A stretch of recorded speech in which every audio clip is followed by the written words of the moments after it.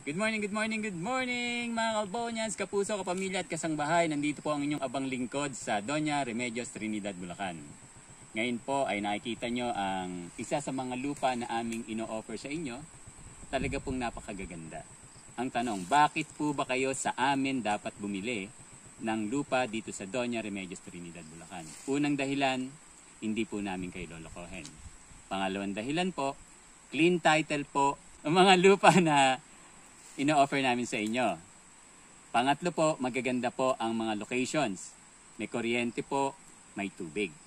Meron po kaming 8,000 plus square meters na along the cemented road, provincial road, dito sa DRT. Meron din pong dalawang 8,000 plus square meters na along the cemented road yung isa.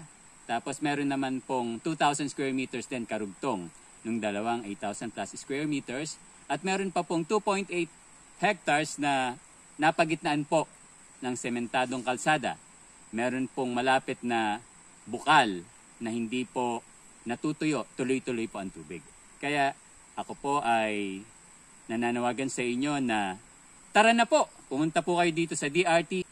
Kontakin niyo po ang inyong abang lingkod dito sa messenger ko para po pag-usapan natin ang schedule po ng tripping at ang ibang mga detalye para po malinaw na malinaw po sa inyo ang pagbili ng lupa dito sa Doña Remedios, Trinidad, Bulacan. Tara, let's! Bagets!